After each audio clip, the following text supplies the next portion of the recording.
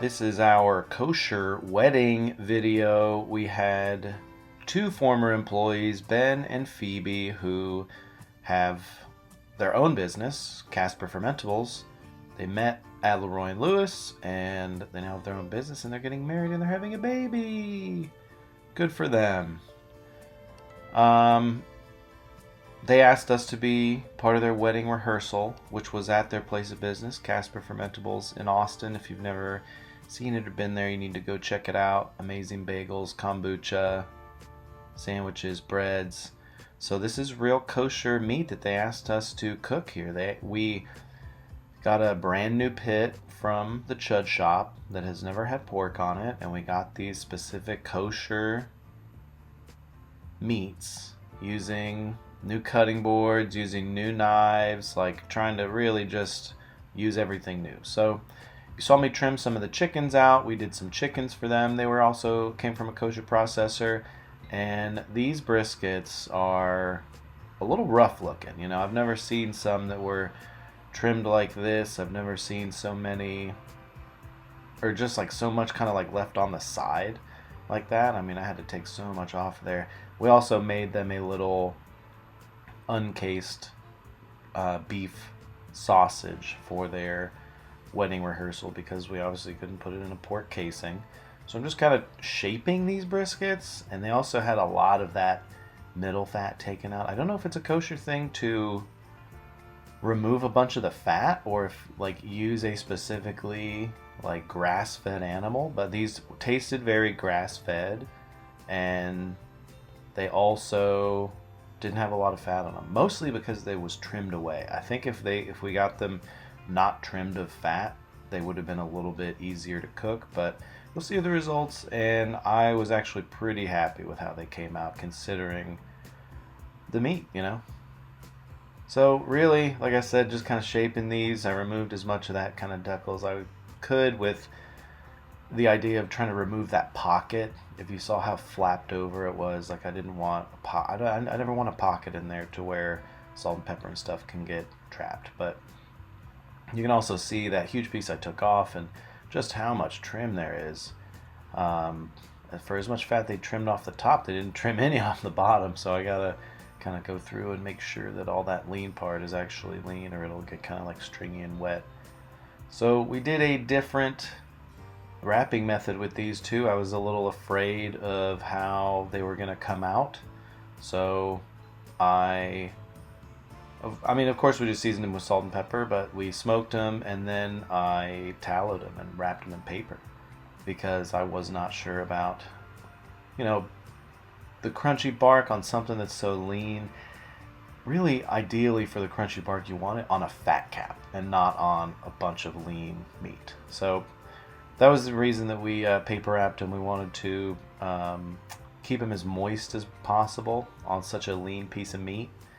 And the briskets also came with a bunch of fat. They came with a bunch of beef fat chunks. And when they sell briskets to people, they usually sell them with the beef fat chunks so they can use the tallow to help keep it moist because they know that they're trimmed of a lot of fat. So we rendered the kosher fat, seasoned with salt and pepper. Oh yeah, this is making a little bit of that sausage. Uncased kofta style sausage. This is also something we are going to play with at our brick and mortar. We're going to be doing some beef and lamb kofta. That was the rendering fat.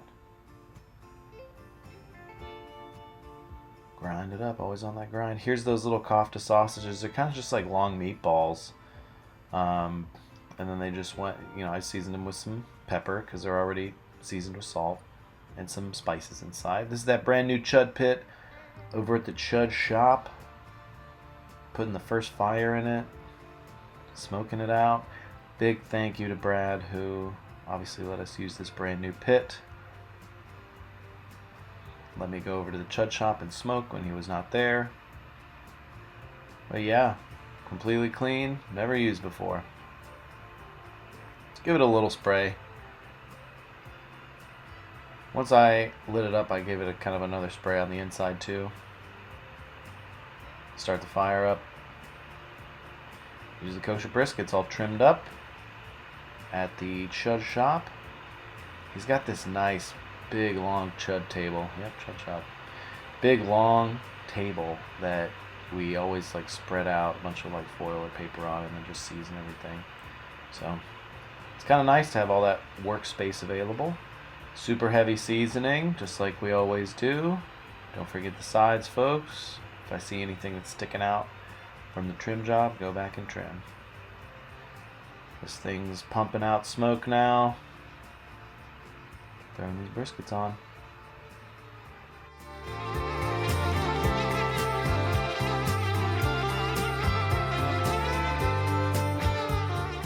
After a couple hours, we have increased the temperature. We are getting a little bit of color. They don't look particularly good, but I think they will.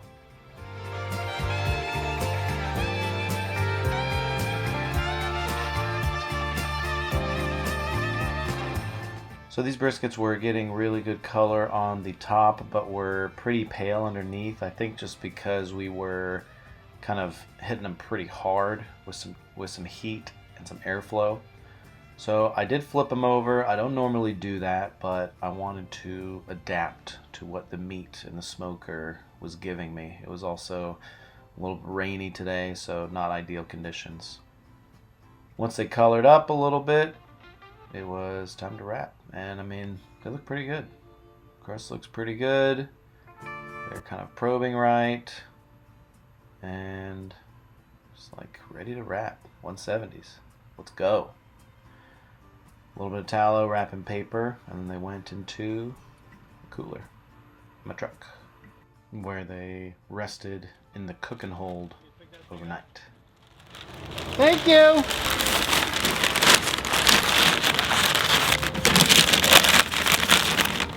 When was the last time you paper wrapped a brisket? We did that LeRoy's rub a few months ago. Actually, more than a few months ago, almost a year ago, because that was Heat Week.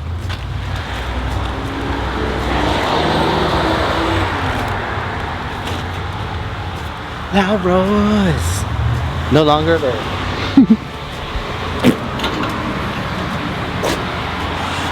What kind of idiot cooks their brisket upside down?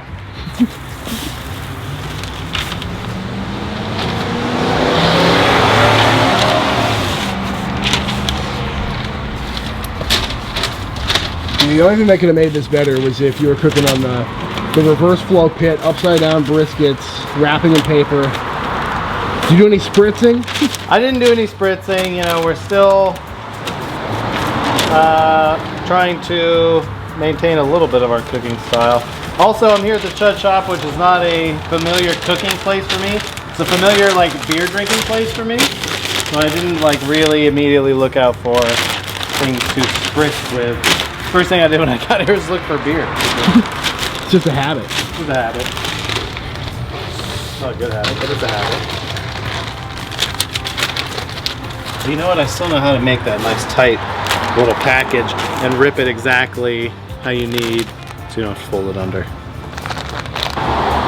And we remember the grease bucket this time. Yeah.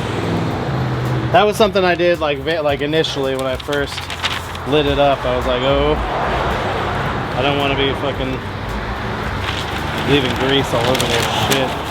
I did that once. Right there. Right there. Right fucking there.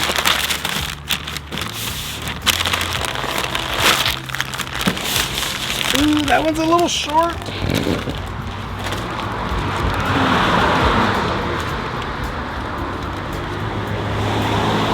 I mean, it doesn't look bad. Just salt and pep? I've seen a lot of briskets that look worse. I'll say that. Just salt and pep. What kind of salt? Diamond Crystal Kosher. Kosher salt. Kosher briskets. Oh, my eyes!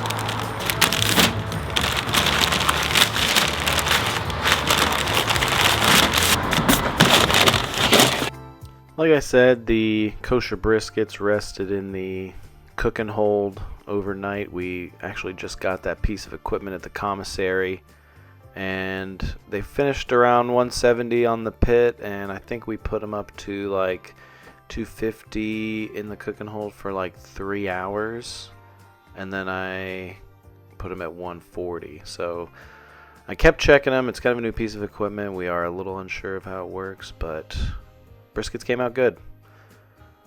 Time to light the pit up the next day. It's raining. It's time to put the fish on. Got some cod loins, some halibut, and then some stuffed bronzinos. So obviously put the fish in the foil boat.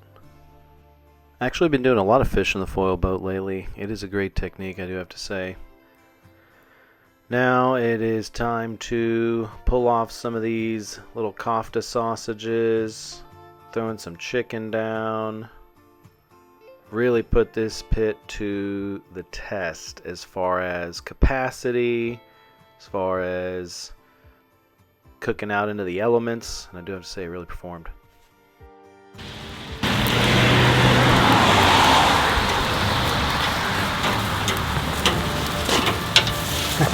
Thank you.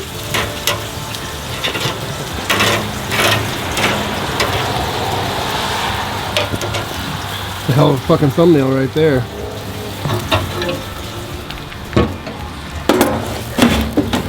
Ooh.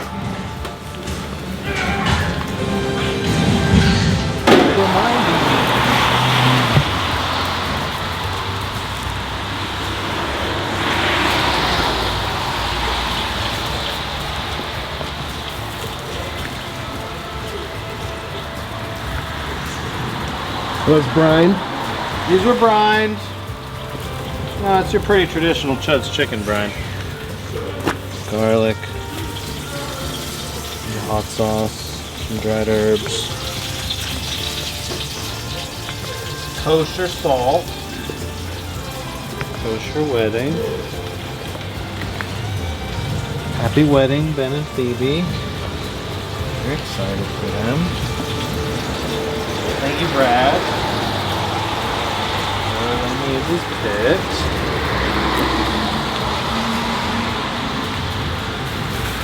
I mean, the even cooking on it is nice.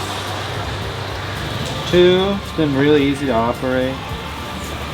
You know, even with some difficult wood, maintaining a nice temperature.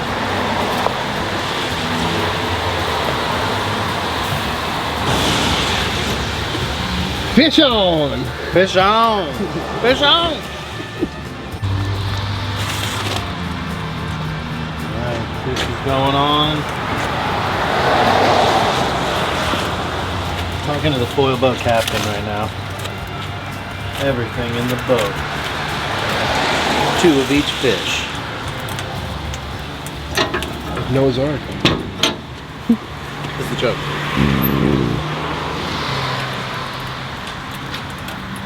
Good. Alright, you guys saw the briskets go into wrapping. They're in the Alto Sham cooking hold at this moment. You saw the chicken go on. You saw the little kofta sausages go on. You saw the fish go on. All that stuff is coming off. I also made a few sides for them. They requested a mustard potato salad and a different kind of slaw. And cut to the rehearsal. Nice little spread for them. This is what was greeting the first guests. That was a really good slaw. Like beet, red wine vinegar, dressing with beet juice. Of course, delicious, amazing Casper Fermentables bread, sourdough. There's all the brisket. Came out looking great. There's a little sausage coins.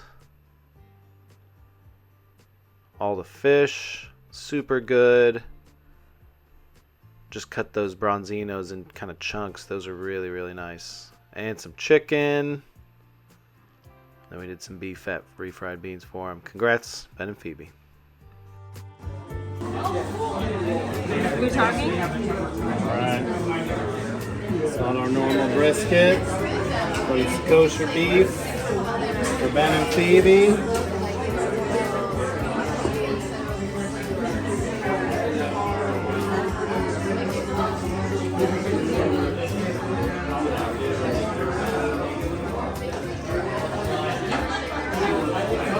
really want to see the center cut here. So, I mean, It looks pretty good. it's decently juicy. It's super lean the way it came to us, but the way It looks delicious though. I'm pretty happy with how it came out, just considering how it, how it looked when we first kind of opened it up. I mean, it looks like a pretty good brisket to me. Damn, no, that looks amazing. That's great. That looks good. That looks great. All right, let's go fourth slice here. There we go. That looks really good. Really damn good. I mean, beautiful. Fourth slice, baby.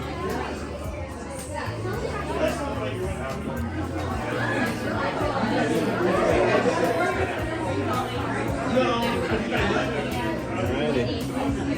That's great. Party cut. We gotta cut all these slices right in half.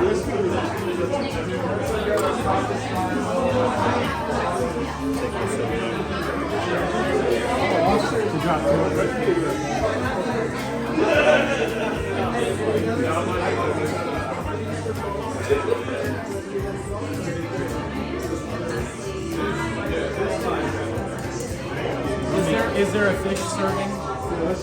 There should be a tongue.